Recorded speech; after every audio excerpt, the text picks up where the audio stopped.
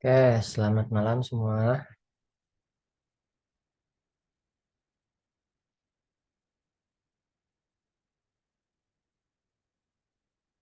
Mas Soleh hadir.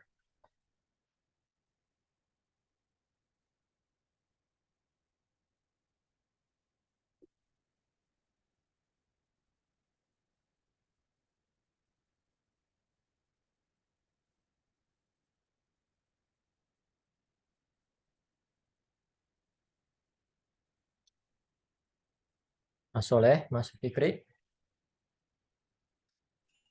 Ya Pak, halo Pak, hadir Pak. Tadi salah pakai handset saya Pak. Siap. Maaf ya, saya telat nih. Enggak apa-apa Pak. Mas Soleh lagi di kampus nih. Di kantor Pak. Oh, di kantor. Oke. Kantor masih banyak orang, Mas Soleh. Masih ada Pak Nanang aja sih. Tinggal Oh, Pak Nanang aja. udah berdua berarti. Ya betul. Oke, kita mulai ya kali ini. Assalamualaikum warahmatullahi wabarakatuh. Waalaikumsalam warahmatullahi wabarakatuh. Jadi agenda hari ini kita masuk di studi kasus yang ketiga ya tentang bisnis intelijen.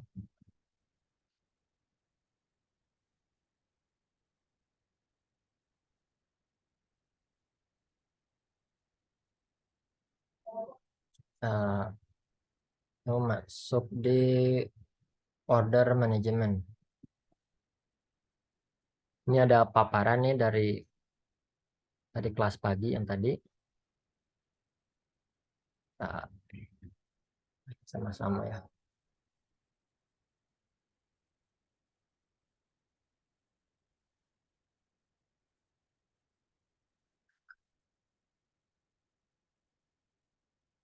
Order management.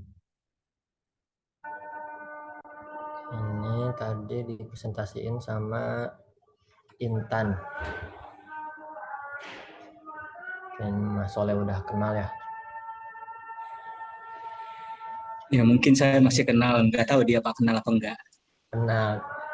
Semua PTS kenal. Pokoknya Mas Soleh.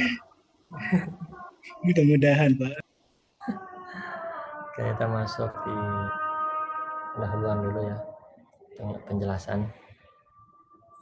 Jadi order management adalah proses menerima, memenuhi, dan melacak pesanan pada tingkat yang sesuai dengan harapan pelanggan. Nah, proses order management terdiri dari beberapa bagian yang bergerak dan perlu bekerja sama agar bisnis tetap berjalan seperti jarum jam, tetap berputar maksudnya. Memiliki proses yang terencana dengan baik untuk mengelola pesanan tidak hanya akan membantu memberikan pengalaman pelanggan yang positif, tetapi juga memberi insight atau masukan tentang berbagai aspek bisnis. Nah, ini dapat membantu menghemat waktu dan uang dengan memungkinkan memprediksi permintaan, meminimalkan kesalahan pemenuhan, dan membantu membuat keputusan berdasarkan data. Oh ya, kita break dulu aja ya, sholat dulu ya, Mas Soleh ya. Siapa? Ada lagi ajan juga Pak. 5 menit aja, kita sholat dulu. Siapa?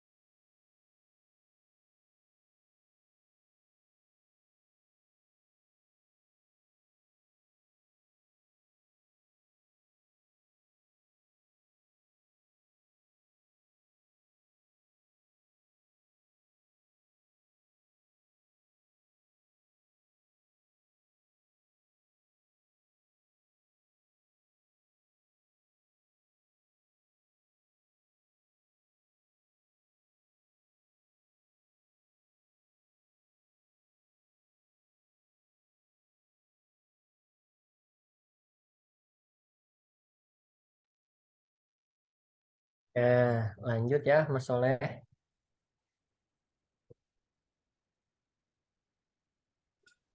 Lanjut Pak. Oke, so di penjelasan order management. Nah, order management ini mencakup banyak proses dan alur kerja, memiliki pemahaman holistik tentang cara mengolah pesanan dan alat apa yang tersedia, sangat penting dalam memberikan pengalaman pelanggan yang positif. Jadi tools apa yang disediakan oleh order management itu sangat memudahkan untuk pelanggan.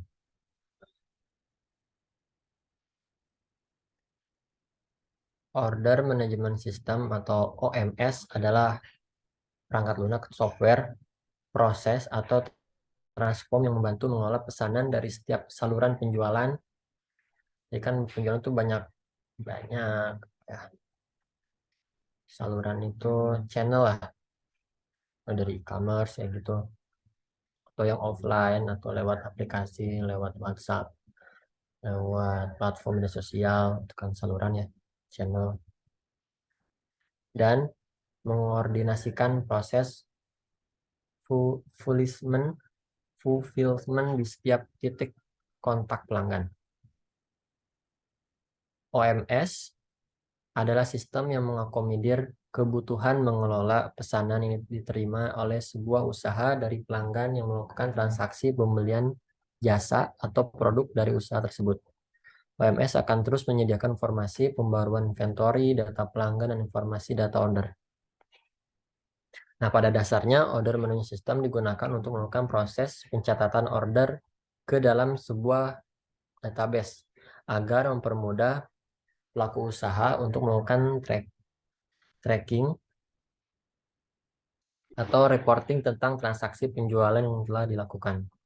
Pesanan bisa datang dari bisnis, pelanggan, atau keduanya tergantung produk apa yang menjadi pilihan.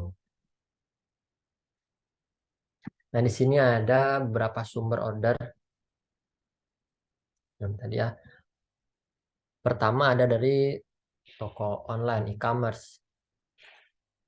Nah, untuk sebagian besar bisnis, toko online akan menjadi sumber utama untuk pembuatan order. Banyak layanan penyedia toko online yang mobile friendly dan menyertakan best practice terbaru untuk memaksimalkan konversi. Terus ada point of sale.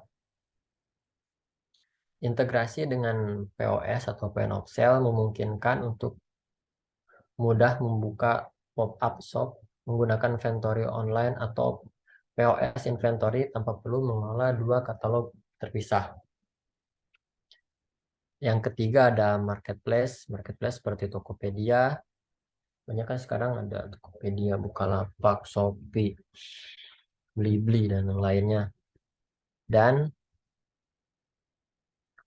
adalah tempat sebagian besar konsumen memulai pencarian produk. Yang keempat ada media sosial. Integrasi sistem penjualan dengan Facebook, Instagram, dan TikTok memungkinkan dapat dengan cepat terdaftar di beberapa jaringan, sekaligus dapat mengontrol inventaris, pemrosesan, dan pemenuhan dari satu sumber. Kita bahas satu-satu dulu ya. Point of sale nih.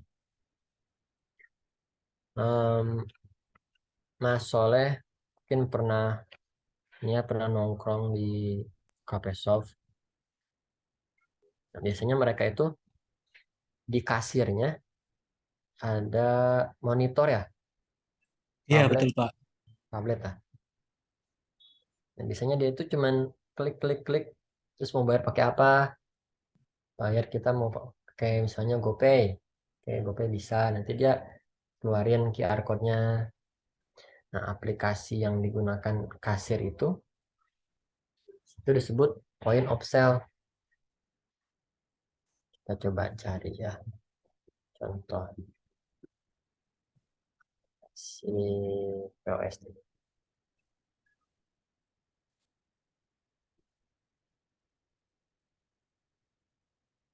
Nah, nah, ada banyak nih sekarang itu mulai menjamur aplikasi POS. Ini kayak gini dibentuknya kalau kita lihat di kasir ya, daftar menu, terus pelanggan itu belinya menu apa saja, terus nanti tinggal di pembayaran. Kita coba buka salah satu aplikasi Moka sih yang paling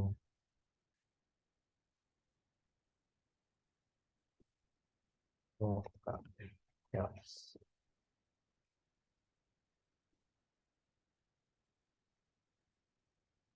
Nah, mungkin ini familiar ya. Nah, kayak gini. Biasanya dia ada sini tablet, terus nanti ada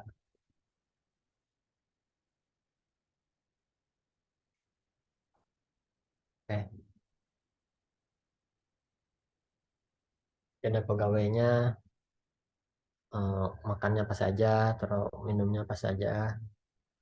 Nanti dia tinggal proses, bisa masuk ke pembayaran. Ini beda-beda ya dia jenis usahanya. Ada yang menyewakan alat seperti ini nih, mungkin familiar ya. Ini tabletnya, terus ini printernya, thermal printer biasanya. Jadi dia nggak ada tinta, dia itu pakai panas ya, pakai. Jadi tidak pakai tinta. Ini contoh salah satu aplikasi POS namanya Moka. Oke.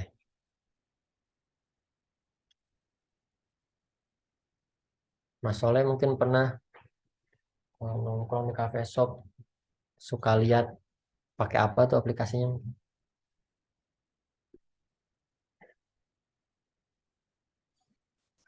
Ya persis seperti yang dicontoh ini Pak. Ya ya, Iya, kayak gitu ya biasanya. Tampilan biasanya seperti itu semua sih. rata-rata kayak gitu ya. Iya. Ada juga Mojo mungkin udah terkenal lebih lama. Mo- Majo.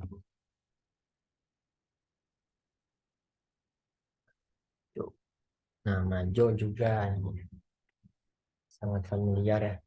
Bisa dipakai sama bukan cuma cafe shop gitu, tapi UMKM UMKM kecil juga biasanya pakai aplikasi ini. Kenapa? Kenapa dia lebih memilih aplikasi POS seperti ini? Yang pertama karena dia nggak usah bikin dari awal, terus termasuk murah dibanding dia bikin bikin sendiri itu. Terus yang ketiga dia juga dapat bukan hanya dikasih ke printer, tapi juga dia dapat laporan tuh tentang penjualannya, terus stoknya seperti apa, bagaimana kondisi keuangannya, berapa keuntungan bulan ini, berapa keuntungan 3 bulan ke belakang. Nah, itu juga misalnya aplikasi-aplikasi POS ini udah menyediakan tuh di dalamnya itu. Ini Majo, Majo. Ini beda-beda bisnisnya. Tapi kalau perusahaan besar, mungkin dia akan membuat sendiri softwarenya. Contoh kayak Starbucks itu kan udah sangat besar ya. Dia kemungkinan akan membuat software sendiri karena dia bisa mengembangkan, memperbarui softwarenya menurut manajemen dia sendiri. Tidak tergantung pada pihak vendor. Ini kan maksudnya vendor ya. Itu. Kalau untuk UMKM paling banyak dia pakainya aplikasi POS yang seperti ini nih. Ada Moka, ada Majo. Ada sih banyak yang aplikasi lain juga. Yaitu salah satu contohnya ya, di aplikasi POS. Kalau marketplace sudah familiar ya, Tokopedia, Shopee, Kalapak. Mungkin yang terkenal, yang banyak diakses sekarang, banyak pembelinya, Shopee sama Tokopedia ya, dua ini. Mas Soleh suka belanja di mana kalau di marketplace? Shopee, Pak. Ya, terkadang di Tokped sih. Oke, ya biasanya dapat free ongkir ya. Free ongkir dan macam-macam dah, Pak. Dapat cashback juga ya. Ya, terkadang 5%. Ya, lumayan lah buat ngurang-ngurangin. Tapi sekarang Shopee itu udah kena biaya admin ya. Setiap transaksi pembelian tuh dapat kena 1.000. Tergantung dari ininya sih, Pak. Ada yang kena, ada yang enggak. Oh, gantung penjualan juga ya. Ya, betul, Pak. Oke. Jadi itu sumber-sumber pesanan ada 4. Oke, kita lanjut. Kita masuk di modul pada order management system.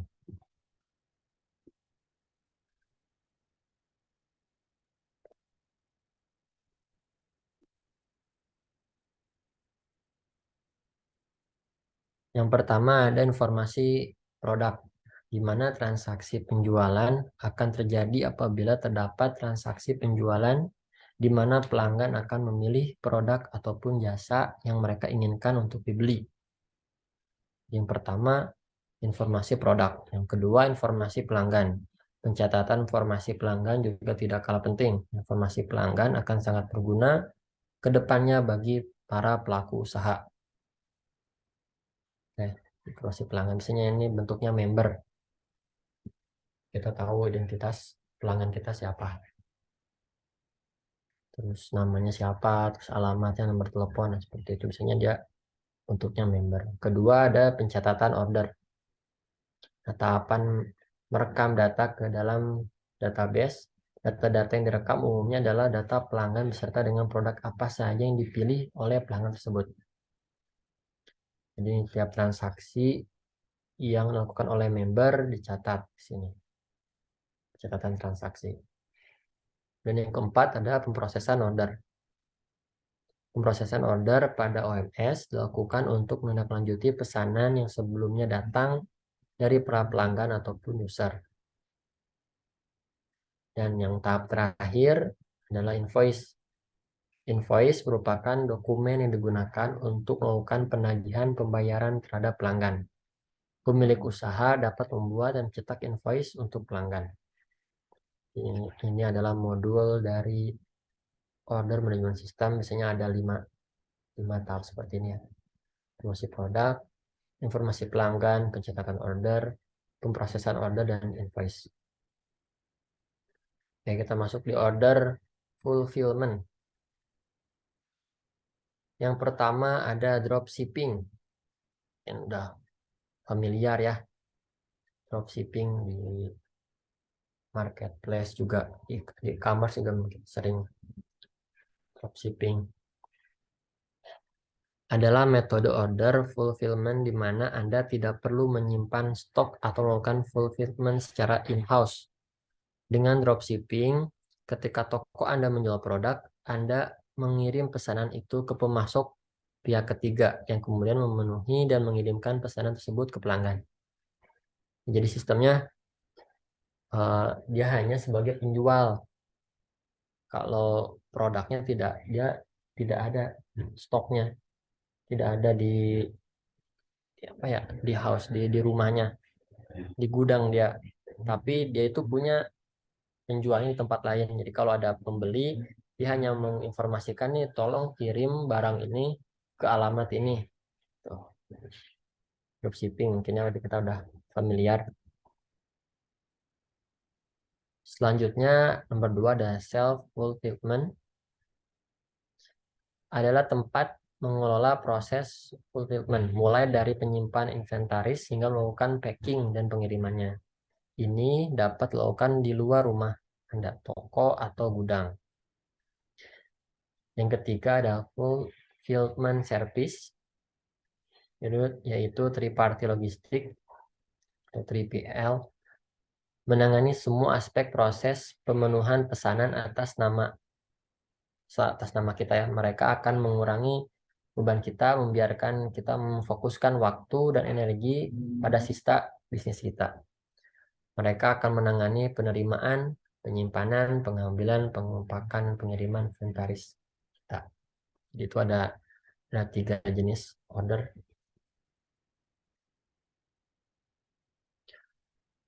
Oke, apa sih manfaat dari order manajemen sistem? Yang pertama itu menyediakan data andal dan real time. Dan biasanya dia berbentuk website ya. Jadi bisa diakses di mana saja. Yang kedua ada pemenuhan pesanan lebih efisien.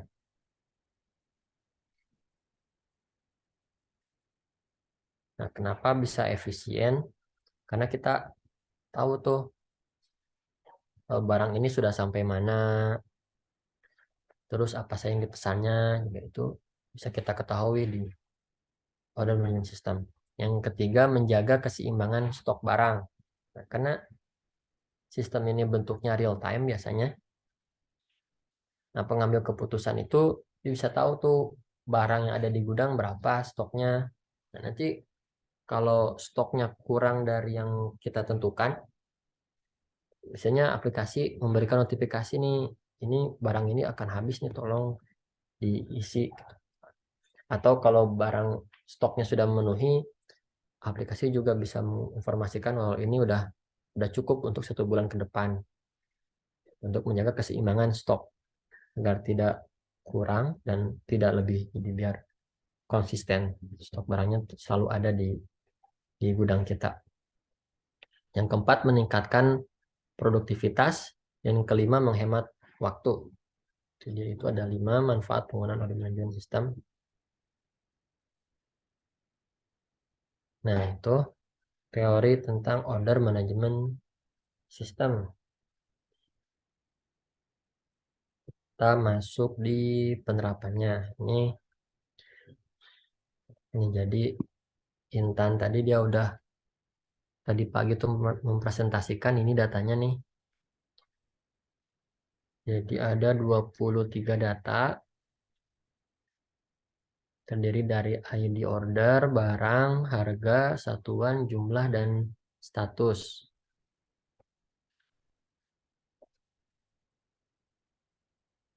Ya, di mana statusnya ini ada on off. On itu katanya barangnya tersedia, sedangkan kalau off barangnya tidak tersedia, atau tidak ada. Nah, ya, ada pertanyaan nggak Mas Soleh sebelum kita masuk di penerapannya nih? Tidak Pak, cukup Pak. Oke, ini ya datanya. Jadi kita akan olah data ini menggunakan C4.5. Ini prosesnya nih.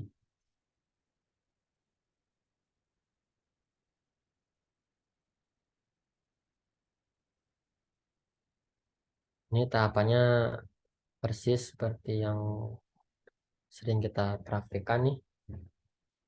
Sama ada step file, step data tabel, step select column, step tree, dan step tree view.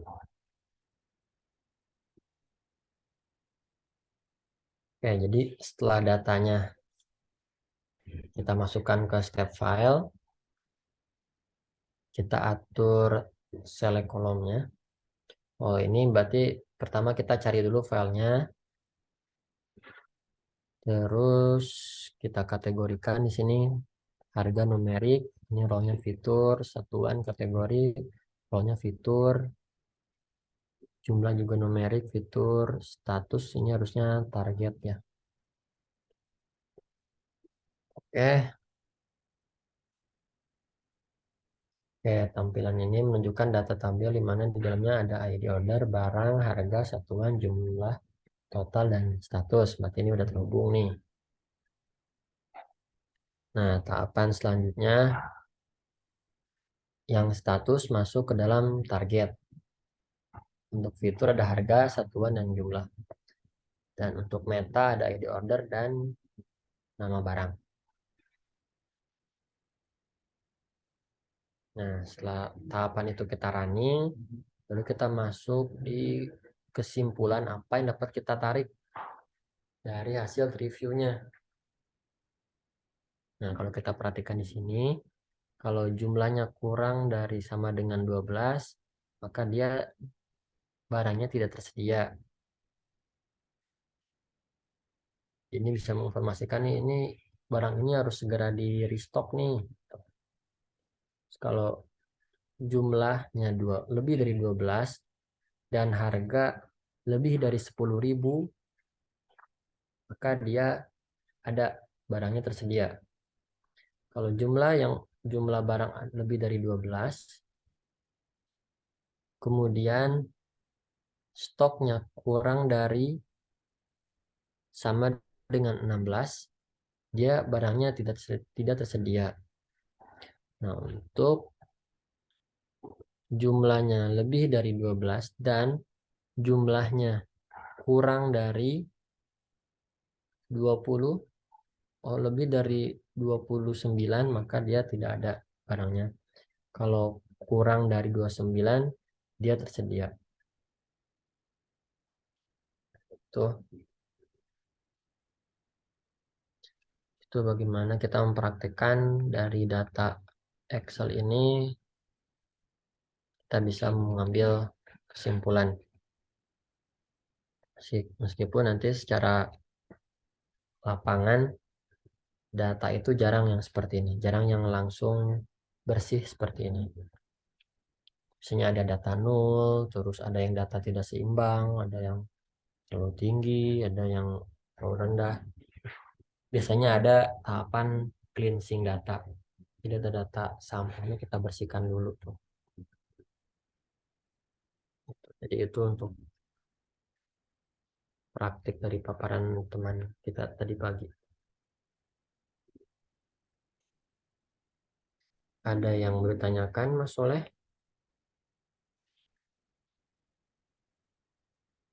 Berarti ini semua menggunakan aplikasi Oren ya Pak. Hmm, Datanya itu berarti kita mencari sendiri Pak ya.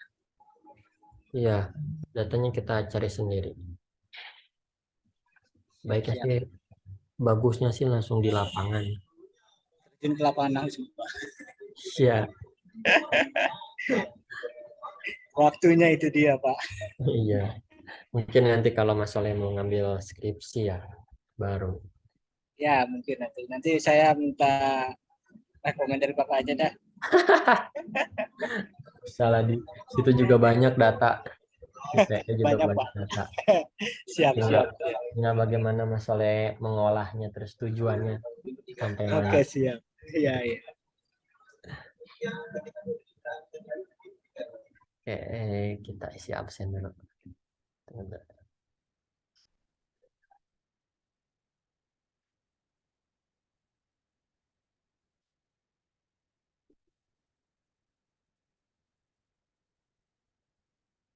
Mas Soleh, Mas Fikri. Mas Fikri mana nih yang ada suaranya nih? Sepertinya lagi di jalan dia Pak. Oh, iya, dia jalan ya. Kita tinggal 2 pertemuan, 2 minggu lagi sebelum UAS. Oke, cukup ya paparan Intan dari Ratnasari. kita Intan Sari. Jadi itu teori dan prakteknya kita masuk di hubungannya nih, hubungan BI sama order management system.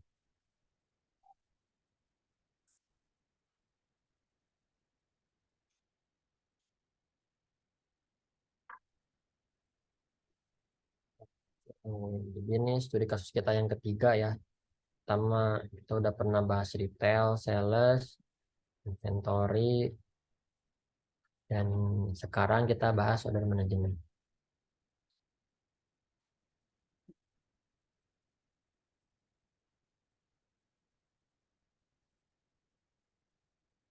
Oke. BI mengacu pada teknologi yang digunakan untuk mengumpulkan integrasi dan analisis semua informasi yang tersedia untuk bisnis. Jadi tujuan keseluruhan dari BI Nah, untuk meningkatkan pengambilan keputusan, itu intinya ya, untuk meningkatkan pengambilan keputusan. Nah, tools analisis yang canggih dapat meningkatkan operasi dengan cara yang tidak pernah terbayangkan sebelumnya. Nah, manajemen pesanan adalah salah satu fungsi bisnis yang sangat dipengaruhi oleh bisnis intelijen.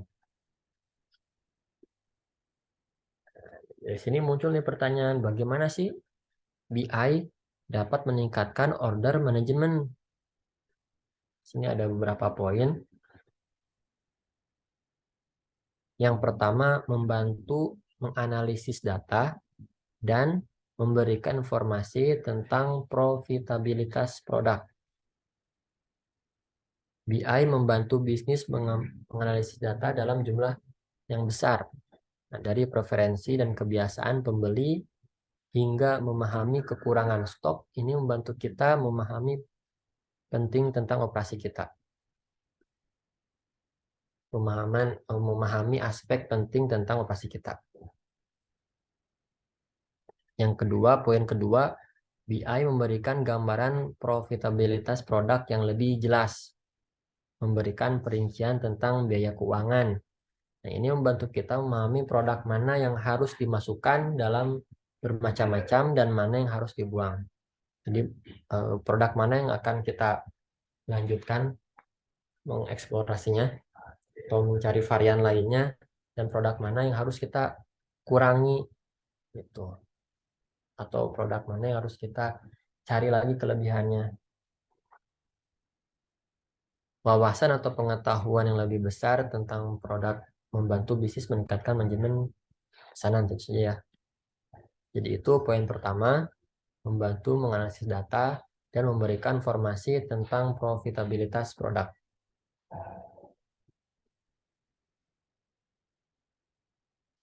Nah, yang kedua, membantu membuat perakiraan operasional lebih baik. Nah, dengan mekanisme canggih, BI memiliki kemampuan peramalan atau forecasting yang luar biasa. Jadi ini tergantung datanya juga ya. Kalau datanya bersih, datanya rapi, datanya juga memang transaksi itu terjadi, ini bisa jadi membuat perusahaan itu jadi lebih maju ya. Jadi dia bisa memanfaatkan data tersebut. Ini berarti dapat memprediksi penjualan dan dapat menyelamatkan bisnis dari pemborosan.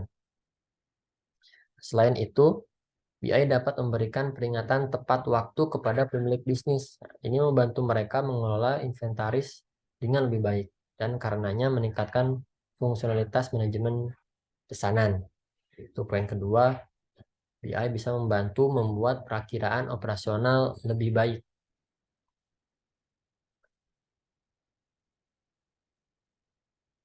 Selanjutnya poin ketiga, menghasilkan komunikasi vendor yang lebih baik. Kesenjangan komunikasi dapat menyebabkan manajemen pesanan yang tidak efisien.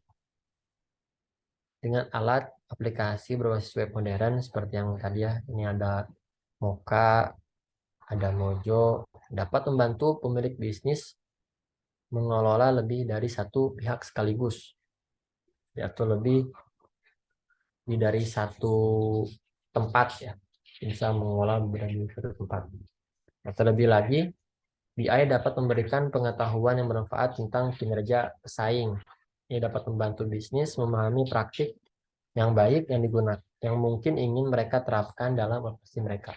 Nah, jadi BI juga bisa apa ya, membandingkan dengan pesaing kita nih, pesaing kita. Misalnya kita punya produk yang sama dengan pesaing. Nah, kita bisa membandingkan nih, yaitu bagaimana cara pengemasannya, cara penjualannya, cara dia mempromosikannya, itu bisa kita bandingkan dengan BI kita. Oke, itu poin ketiga. Selanjutnya poin keempat, menghasilkan efisiensi rantai pasokan yang lebih baik. Nah, dari perkiraan permintaan hingga biaya pengiriman, BI dapat memberikan beberapa data penting kepada pemilik bisnis. Data ini kemudian dapat digunakan untuk meningkatkan proses rantai pasokan. Nah, apakah itu mengoptimalkan proses melalui pusat pemenuhan atau mengidentifikasi kemacetan dan menyelesaikannya. Wawasan atau pengetahuan yang diterima bisnis melalui BI dapat menghasilkan manajemen pesanan yang luar bisa cepat secara keseluruhan. Jadi kita bisa mengetahui apa saja kendala-kendala yang terjadi di lapangannya. Itu bisa dituangkan tuh di BI, kita bisa mengidentifikasinya. Jadi itu ada 5 poin bagaimana BI bisa meningkatkan order management. BI membantu menganalisis data dan memberikan informasi tentang probabilitas produk. Yang kedua, BI membantu membuat perakiraan operasional lebih baik. Yang ketiga, BI menghasilkan komunikasi vendor yang lebih baik. Yang keempat, BI menghasilkan efisiensi rantai pasokan yang lebih baik. Dan yang kelima, membantu menentukan cara penjualan yang paling menguntungkan. Ya, tapi syarat semuanya yaitu harus menggunakan software agar si software ini punya data-data transaksi mulai dari hulu sampai hilirnya seperti apa. Tuh. Jadi itu ada 5 poin. Ada yang bertanyakan Mas Soleh tentang 5 poin itu?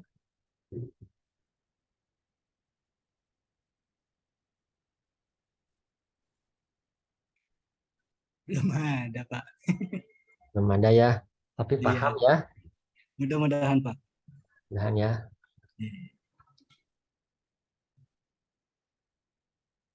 Mas Fikri nggak sampai-sampai rumah apa ini, Pak? Iya, macet mungkin macet. Mungkin macet, Pak. Kebetulan mau pada liburan kan? Oh iya, liburan.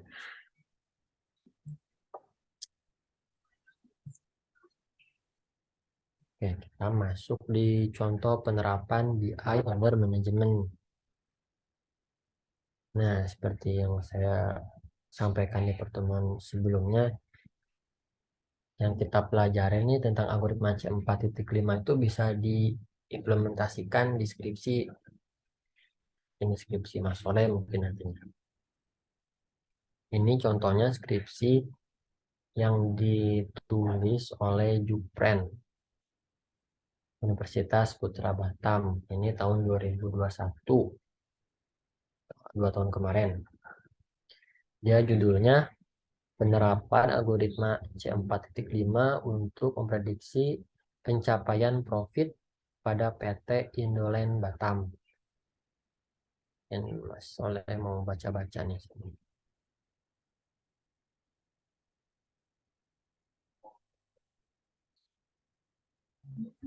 Baik, Pak, boleh di-share.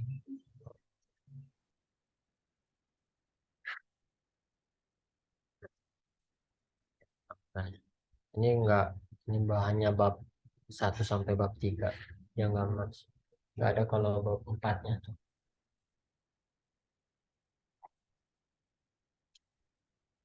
Mungkin nanti yang jadi masalahnya atau yang jadi pertanyaan pembimbing atau penguji. Yang pertama, kenapa kita pakai algoritma C4.5? Itu yang pertama. Terus yang kedua, kenapa datanya hanya itu yang kita gunakan?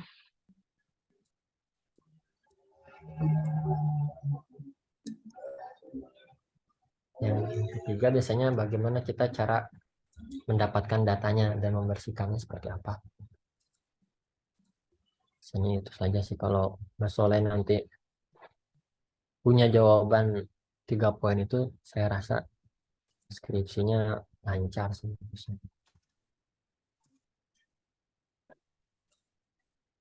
Nah, itu dia, Pak. Harus bisa mempraktekkan C4.5. Terus habis punya alasan juga nih kenapa misalnya ngambil judulnya itu juga. Kita coba bahas sedikit ya. Siap.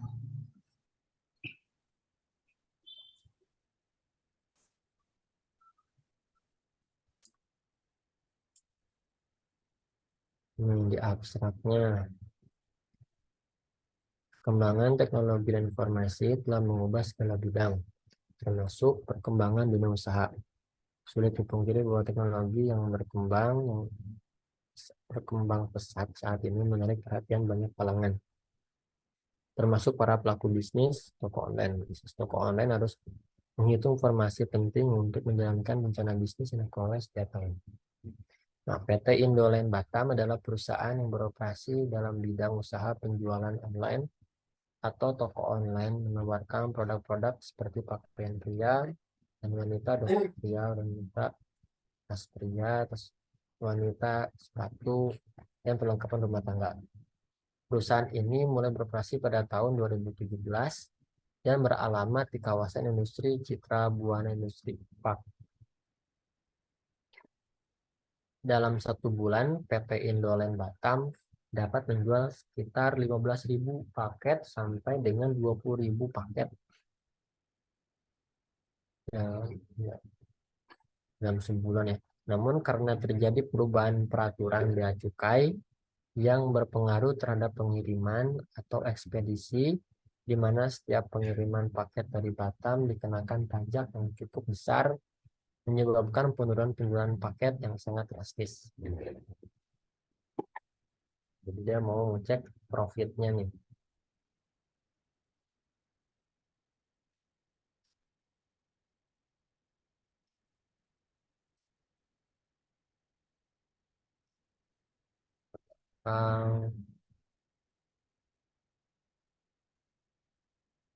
Ada penurunan katanya.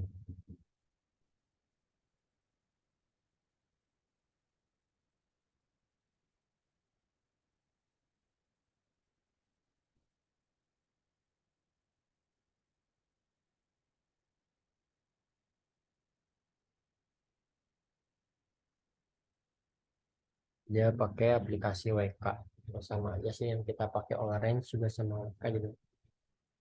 Mungkin tidak ada bedanya ya. Justru menurut saya lebih mudah menggunakan aplikasi Orange.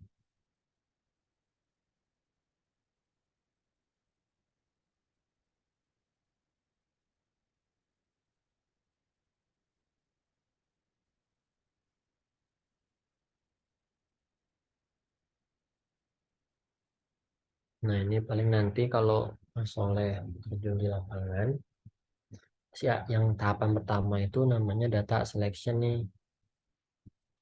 Dilakukan dengan mengumpulkan informasi melalui proses pemilihan data yang akan digunakan sebagai sumber data yang akan akhirnya diproses pada tahap data mining. Ini data selection namanya yang pertama itu. Nah, yang kedua nih namanya cleaning. Kalau ini kan kita cuma milih data-datanya nih. Setelah kita pilih data-datanya, kita harus ada juga cleaning. Jadi biasanya data-data itu nggak langsung bersih ya, nggak langsung semuanya bagus itu seperti kita harapkan, itu jarang kalau di lapangan itu. Nah, langkah ini dilakukan untuk menghilangkan beberapa duplikat yang ada pada data kita. Duplikat juga. Dan proses penambahan data harus disesuaikan dengan kebutuhan pencarian kita. Jadi pastikan kita tidak memiliki kebutuhan. Jadi pastikan Anda tidak memenuhi kebutuhan Anda. Jadi maksudnya data yang di lapangan itu tidak kita manipulasi sesuai dengan keinginan kita. Jadi data itu harus pure dari lapangan. Adapun kalau datanya kosong, ada beberapa teknik ya. Mulai dari kita menolkannya atau kita cari nilai rata-ratanya dari data lainnya agar datanya menjadi tetap diperhitungkan. Nah, setelah datanya di cleaning, maksudnya ditransformasi, nih proses transformasi dapat dipilih agar data tersebut sesuai untuk proses data mining. Proses ini kreatif dan sangat tergantung pada jenis atau pola informasi yang diambil dalam database.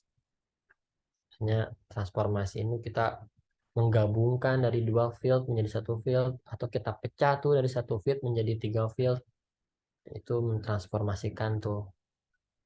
Itu juga kita menggabungkan dari dua tabel jadi satu tabel, itu juga mentransformasikan. Yang jelas kita harus punya alasan kenapa kita harus mentransformasikan data itu. Apakah agar kita lebih mudah untuk menganalisisnya, yaitu transformasi. Nah, yang keempat adalah data miningnya, algoritmanya lah ya. Data mining adalah proses menemukan pola atau informasi yang menarik dalam data yang dipilih dengan menggunakan teknik atau metode tertentu. Teknik atau metode atau algoritma data mining sangat bervariasi. Memilih metode atau algoritma yang tepat sangat tergantung pada tujuan dan proses KDD secara keseluruhan. Jadi data-data itu kan beragam ya, dan kita udah pernah belajar ada banyak metode atau algoritma di data mining itu. Ada naive Bayes, ada yang kita bahas decision tree, terus ada juga neural network ya, itu banyak tuh. Pasti yang akan pembimbing tanyakan atau penguji tanyakan, kenapa data yang kita temukan di lapangan itu kita implementasikan metode ini, kenapa kita metode C4.5, itu pasti masih biasanya akan ditanyakan oleh penguji tuh. Jadi tahapan keempat kita masuk di algoritmanya, data mainnya. Nah, baru yang kelima adalah interpretation. Fase ini merupakan bagian dari proses KDD yang terdiri dari verifikasi apakah pola atau informasi ini ditemukan bertentangan dengan fakta atau hipotesis yang ada. Jadi setelah kita olah datanya, setelah kita dapatkan, diolah, kemudian ditransformasikan, kemudian kita implementasikan menggunakan algoritma, dan kita bisa mengambil kesimpulan tuh dari hasil data mining itu. Jadi biasanya kita akan mempresentasikannya tuh ke pengambil keputusan. Bagaimana nih? Ternyata inilah yang kita dapatkan dari data-data yang kita kumpulkan selama ini. Baru kita akan mengkonfirmasikan pada manajernya atau pengambil keputusan, apakah benar ataukah tidak, ataukah eh, mendekati sesuai dengan ekspektasi si pengambil keputusan. Tuh. Terus nah ini ya tipe-tipenya, ada deskripsi, estimasi, prediksi, klasifikasi, clustering, asosiasi. Ada 6. Kalau kita belajar dulu itu ada 5 ya.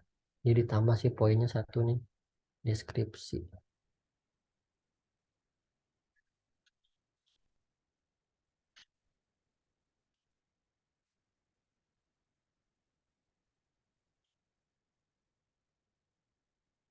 Yang kita bahas nih dulu entropi.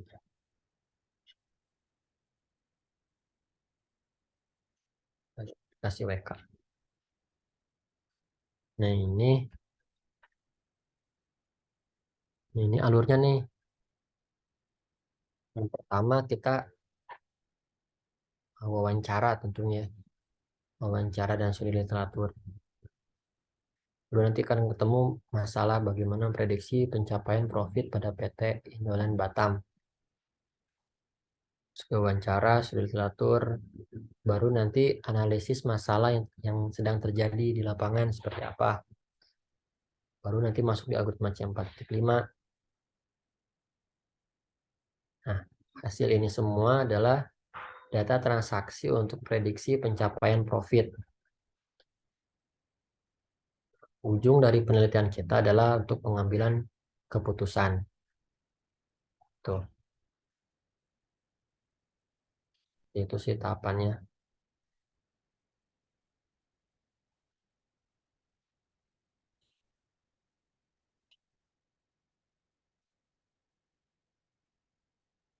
Sini ada data wawancara ya sama stakeholder. atau dengan pengambil keputusan atau penanggung jawab dari data-data yang akan kita ambil juga biasanya kita akan melakukan wawancara. Seperti itu aja sih paling kalau kita mau mengimplementasikan C4.5 itu buat skripsi teman-teman sini. Ada salah satu contohnya lumayan bagus. Itu pas setiap menguji pasti bertanya dia Pak ya. Ya biasanya satu penguji itu wajib harusnya wajib bertanya. Gak usah tuh Pak. Wajib bertanya biasanya penguji ada 3 penguji itu biasanya ya. Bapak aja deh yang uji deh Pak. Kalau dulu saya S1 itu sidangnya terbuka, ada tiga penguji terus ditonton minimal ada 20 mahasiswa yang nonton tuh. Kalau nggak lolos bagaimana Pak? Hmm, Ngulang lagi gitu. ulang. Waduh. Tapi kayaknya selama kita udah bimbingan, udah ACC dosen pembimbing, Iya sih. kayaknya sih lancar-lancar aja sih. Ya mudah-mudahan Pak lancar-lancar aja. Saya deg-degan ini Pak. Paling saya lihat itu ada yang nangis, mesti tanya, Loh kok ada ditanya yang nangis? tiba-tiba ngeblank, Biasanya itu Pak. Tiba-tiba bisa ngeblank ya. Dia udah siapin ya, tapi tiba-tiba mang hilang ya. iya, karena panik juga bisa. Iya. Tapi sih selama kita udah menguasai materi, kayaknya ya, Santai aja ya Pak ya. ya pembimbing kan baru baca skripsi kita. Kita kan udah baca skripsi udah 3 bulan ya. Kalau kita ingat Pak. Itu baca sama kerjaan ya. Bercampur aduk ya. Amsyong bisa Pak. Satu saya harus terbuka tuh sidangnya kalau nggak ada penonton 10 atau 20 ya lupa. Itu nggak jadi tuh, nggak jadi sidang. Wah, harus ada penontonnya gitu. Di reschedule beda-beda sih setiap kampus itu aturannya. Ada yang tertutup juga sih ya. Ada yang tertutup. Pas di Amikom saya lanjut S2 tuh di Amikom sidangnya tertutup. Oh, Bapak S2-nya di Amikom, Pak. Sidangnya tertutup nggak terbuka. Amikomnya Jogja atau yang mana? Amikom Jogja. Dekat kantor pusat saya itu, Pak. Ya, ya belakangnya ada TE. Iya, betul. Kok nggak pernah ketemu, Pak, ya, sama saya di sana? Belum kayaknya. Ya, saya di BSD, di sana di Jogja. Soalnya di BSD terus. Masih beda-beda sih tiap kampus. Ada yang Ya, terbuka, ada yang tertutup, tergantung kebijakan kampusnya. enakan tertutup atau terbuka? Enak kan apa ya ada plus minusnya ya. Oh iya sih. Kalau Lebih enak kalau terbuka enaknya kita dapat support tuh dari teman-teman. Pas support kita paling hayu gitu-gitu doang, Pak. ya, yo semangat. Nah, iya. Kalau bantuin jawab mending, Pak. Oh ya pas itu S1 pas di S1 Raharja itu saya nggak ada pembimbingnya pas pengujian tuh pas di Wah, sidang nggak ada nggak ada pembimbing skripsi saya takut debat mungkin pembimbing sama penguji. lebih tinggi ilmu pengujinya mungkin, Pak. Iya jadi nggak ada didampingi pembimbing yang sampai nangis-nangis juga ada. Tapi kalau kita udah siap-siap sih udah mateng mah nanti lah tinggal skripsi doang tinggal presentasi doang mah bisa. Ya, mudah-mudahan sih, Pak. Kita berdoa aja masing-masing, Pak. Lancar lah masalahnya mah lancar ya. Ini insya Allah. Iya, di sini lancar ya. Pas di sidang ngeblank, Pak. Jangan sampai ngeblank. Ntar bingung mau ngomong apa lagi. Itu kan biasanya seperti itu, Pak. Beda-beda. Iya. Enaknya saya dulu bisa lihat dulu tuh pas sidang kakak kelas saya kayak gimana, saya bisa lihat dulu tuh kondisinya. Kalau di ITTS gimana? Mas, soalnya kan angkatan pertama. Ya langsung lulus, Pak. Amin, amin gitu, Auto Pak. lulus ya, amin, Ya amin. iya, amin, Pak. Jangan ketawa itu. Auto lulus, auto lulus.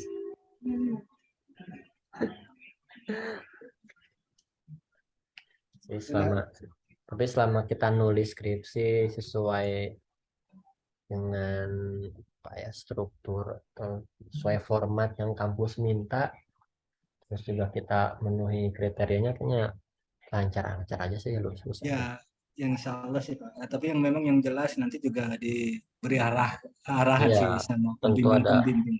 pembimbing.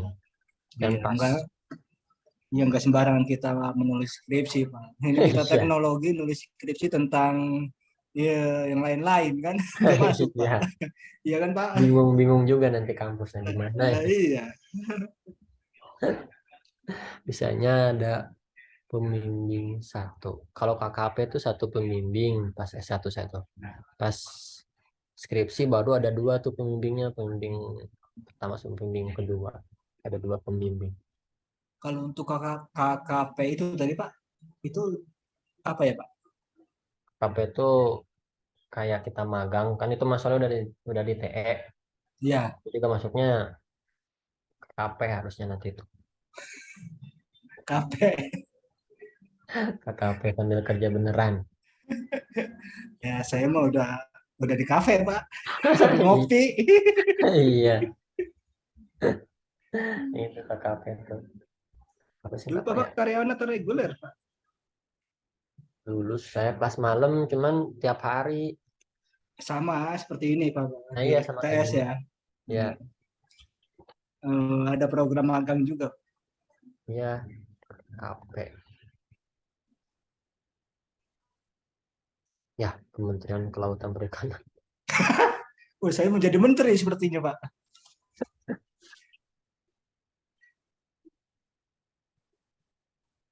KP.